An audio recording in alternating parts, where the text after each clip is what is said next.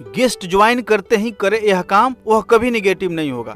आपने अपने गेस्ट को प्रेजेंटेशन दिया, उसके सारे ऑब्जेक्शन को दूर करके आपने उसे ज्वाइन करा दिया।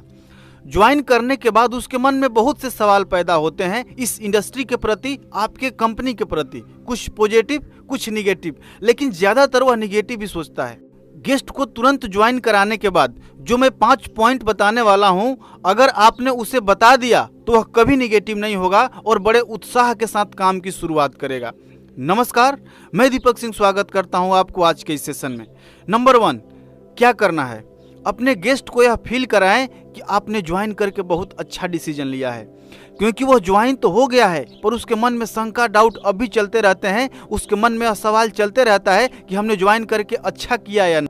उनका डिसीजन अच्छा कैसे है बताने के लिए, महसूस कराने के लिए ESBI मॉडल के बारे में बताएं। इस पर मेरा एक डिटेल में वीडियो है, उसे देख सकते हैं, उसका लिंक हमने डिस्क्रिप्शन में दे रखा है। इस दुनिया में 4 तरह के लोग रहते हैं। सबसे पहला एम्प्लॉई, दूसरा सेल्फ एम्प्लॉई, तीसरा बिजनेसमैन और चौथा इन्वेस्टर। जो एम्प्लॉई और सेल्फ एम्प्लॉई हैं, इनका पॉपुलेशन 95% है, लेकिन इनके पास दुनिया का मात्र 5% ही पैसा है। लेकिन जो बिजनेसमैन और इन्वेस्टर हैं, इनका पॉपुलेशन मात्र 5% है, परंतु इनके पास दुनिया का 95% पैसा है। एम्प्लॉई और सेल्फ एम्प्लॉई कैटेगरी वाले लोग हमेशा एक्टिव इनकम करते हैं और बिजनेसमैन और इन्वेस्टर पैसिव इनकम जनरेट करते हैं। पैसिव इनकम यानी जब वो काम नहीं करते हैं तब भी पैसा आता है। एम्प्लॉय जिंदगी भर दूसरे के लिए काम करते हैं, दूसरे को अमीर बनाते हैं। इनके पास ना तो समय की आज़ादी होती है, ना ही पैसे की आज़ादी होती है। और सेल्फ एम्प्लॉय वाले लोग खुद के लिए काम करते, जैसे एक दुकानदार, वकील, डॉक्टर, लेकिन इनके पास समय की आज़ादी नहीं होती है, क्योंकि जब तक इनका शटर ऑन रहता है तब तक पैसा आता है, शटर बंद पैसा बंद। बिजनेसमैन एक सिस्टम का निर्माण करते हैं और लोगों से काम करवाकर अमीर बनते हैं। इनके पास समय की भी आज़ादी होती है और पैसे की भी आज़ादी होती है। लेकिन अगर आप बिजनेसमैन बनना चाहते हैं तो आपके पास बहुत बड़ा पैसा होना चाहिए, आपको बिजनेस का ज्ञान होना चाहिए। लेकिन परेशान होने की ज़रूरत नहीं है। नेटवर्क मार्केटिंग में आप बहुत कम पैसा इन्वेस्ट करके आप बहुत बड़ा पैसा कमा सकते हैं। सिर्फ आपको ट्रेनिंग लेने की ज़रूरत है, सिस्टम को फॉलो करने की ज़रूरत है, आप कामयाब हो जाएंगे। चौथा कैटेगरी होता है इन्वेस्टर, जो पैसा से पैसा कमाते हैं, जिसे शेयर मार्केट में इन्वेस्ट करते हैं, प्रॉपर्टी में डील करते हैं या क्रिप्टो करेंसी में इन्वेस्ट करके बहुत बड़ा पैसा कमाते हैं। ESBI मॉडल बताने के बाद आपको उनका रिजेक्शन कट करना है। रिजेक्शन पहले काटना क्यों जरूरी है? क्योंकि आपको पता है कि जैसे ही वह लोगों से बताएगा कि हमने एक कंपनी ज्वाइन किया है, लोग तुरंत उसका मजाक उड़ाना शुरू कर देंगे। कैसे? तो लो भाई, तुम भी फंस गए। अरे यार, मेरा दोस्त भी ऐसी कंपनी में जुड़ा था, कुछ नहीं हुआ। अरे मेरे मामा का लड़का इसमें ज्वाइन करके बहुत पहले ही छोड़ चुका है, इसमें सिर्फ बड़े बड़े सपने दिखाते हैं, इसमें कुछ होता नहीं है। इस टाइप के बहुत से रिजेक्शन उसे सुनने पड़ेंगे और अगर आपने पहले ही उसका रिजेक्शन नहीं काटा तो क्या होगा? वह निगेटिव हो जाएगा। कहा गया है कि management is better than treatment. अगर आप लगातार व्यायाम नहीं करेंगे तो आप मोटापा से ग्रसित हो सकते हैं। यानी कि जो मैनेजमेंट होता है वह ट्रीटमेंट से अच्छा होता है। यानी पहले से ही मैनेजमेंट करके रखिए, आपको ट्रीटमेंट करने की जरूरत नहीं पड़ेगी। दूसरा, prevention is better than cure. Polio का ड्रॉप कब दिया जाता है? पोलियो होने से पहले या पोलियो होने के बाद? पोलियो होने से पहले। क्यों दिया जाता है? क्योंकि उसे पोलियो ना हो। तो आपको भी अपने गेस्ट का रिजेक्शन पहले काटना है। किसके प्रति? सलाहकार के प्रति। तो सबसे पहले जानना है कि उनको कहां कहां से रिजेक्शन मिल सकता है। सबसे पहले पेरेंट्स से, दूसरा फ्रेंड से, तीसरा रिलेटिव से और चौथा फेलियर पर्सन से। तो पेरेंट्स से रिजेक्शन कैसे काटेंगे? खुद का उदाहरण देकर। जानते हैं, मैंने जब इस बिजनेस को ज्वाइन किया था और मैंने जब अपने पापा को बताया तो मेरे पापा ने इस बिजनेस को करने से मना कर दिया। लेकिन मैंने अपने सीनियर से सलाह लेकर अपने पापा को इस बिजनेस प्रेजेंटेशन में लाया और आज मेरे पापा मेरा भरपूर सपोर्ट करते हैं कि बेटा तुम बनो, डायमंड बनो। क्यों? क्योंकि मेरे पापा को मैं अच्छे से नहीं समझा पाया था और जब मैंने उनको प्रेजेंटेशन में लाया और अपने सीनियर से मिलाया तो उनकी सारी निगेटिविटी दूर हो गई। आज वो मेरा भरपूर सपोर्ट करते हैं।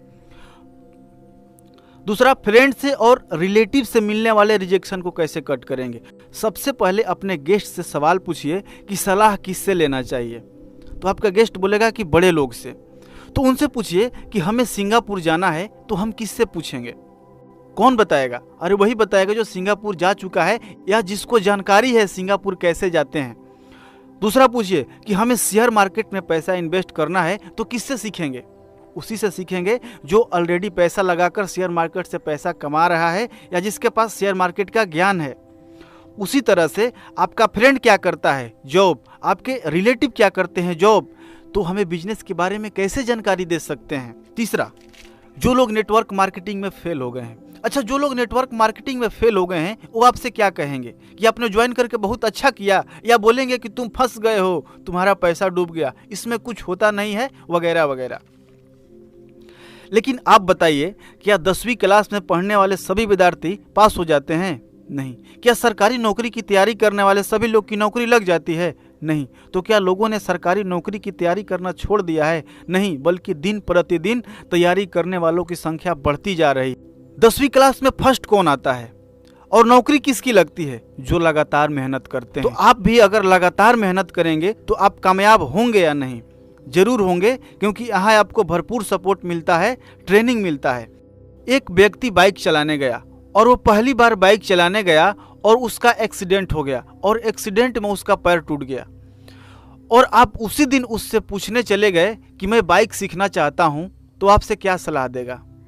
यही बोलेगा कि भाई बाइक मत सीखने जा, उसमें पैर टूट जाता है, एक्सीडेंट हो जाता है, बाइक चलाना खराब है। क्यों? क्योंकि उसका एक्सीडेंट हो गया है तो सोचता है कि आपका भी एक्सीडेंट हो जाएगा। लेकिन ये बताइए कि उसकी एक्सीडेंट की वजह से क्या सारे दुनिया के लोगों ने बाइक चलाना छोड़ दिया? नहीं। उसी तरह जो लोग नेटवर्क मार्केटिंग में फेल हो गए हैं वो लोगों को निगेटिव सलाह देते हैं, क्योंकि वो कामयाब नहीं हुए तो वह चाहते हैं कि कोई कामयाब ना हो। इसलिए सोशल मीडिया के जरिए, यूट्यूब के जरिए निगेटिविटी फैलाते हैं।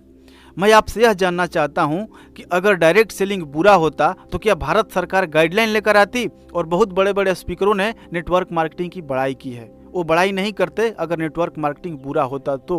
नेटवर्क मार्केटिंग बुरा नहीं है, नेटवर्क मार्केटिंग में जो लोग असफल हो जाते हैं वो इसको बुरा बना देते हैं। नेक्स्ट बताना है फ्यूचर ऑफ डायरेक्ट सेलिंग। इस पर मेरा एक बहुत ही शानदार वीडियो है, उससे आप देख सकते हैं, उसका भी लिंक हमने डिस्क्रिप्शन में दे रखा है। डायरेक्ट सेलिंग एक बेहतर इंडस्ट्री क्यों है, इसका भविष्य कैसा होगा, उन्हें जरूर बताइए। सबसे पहला, unemployment rate rises to 4 month high, over 70 lakh out of jobs in April.